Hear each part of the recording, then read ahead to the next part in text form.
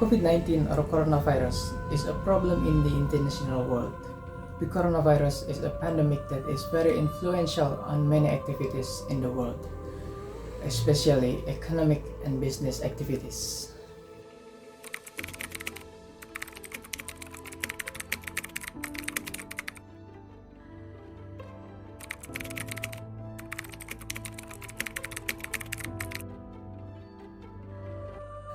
There are so many impacts that people around the world feel. Weakening of household consumption or weakening of the purchasing power of the public, eventually affecting the decline in the price of goods. The supply of goods from many countries is hampered or even absent, making many industries experience difficulties. All activities are limited, inhibiting the course of the production process. No goods are sold, revenue is reduced dramatically, economic growth in the world continues to fall, and there is a high potential to experience a crisis. You're in that situation, queuing up to get food. At what point do you start to feel confident again? There is no end in sight, at least here in New York City, as to when the lockdown will end. Therefore, it's hard to imagine when the jobs market will pick up.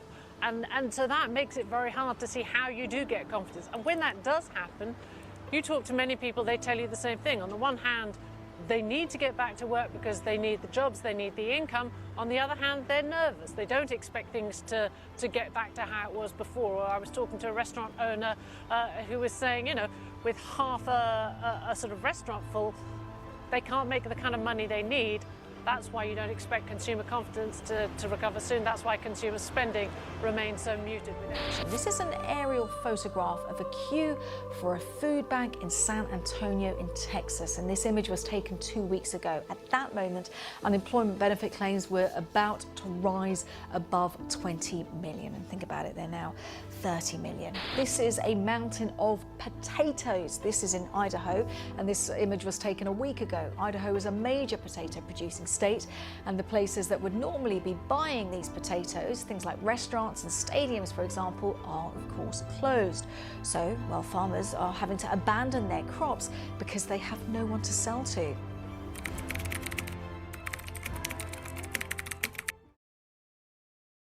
Food is not something that these people used to worry about.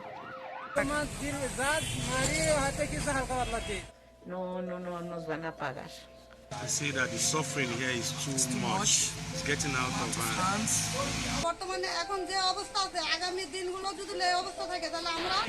This pandemic doesn't treat everyone equally. When you're living on a daily wage, being out of work means no money for food. This is not animals, this is hungry people. Their world is being ripped from under them. The International Labour Organization says that 1.6 billion people could be out of work as a result of this pandemic. People whose economies are most affected require our help, and there is still much we can do. Give useful information, give tips to motorcycle taxis and small traders around us, provide attention, and even consider the need for medical personnel in the front line. In addition, of course, we must help ourselves. The world will definitely change, and we must also be able to adapt. We must be able to use the time to enrich new insights and expertise.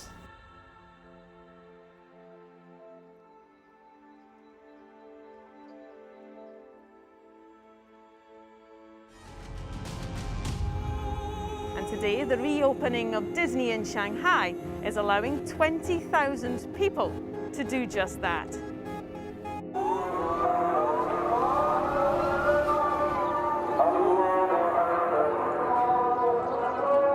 The latest from the hospital is that the Prime Minister remains in intensive care, where his condition is improving.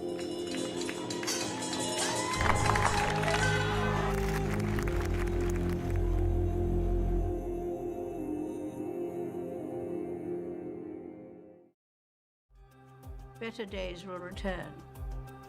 We will be with our friends again. We will be with our families again. We will meet again.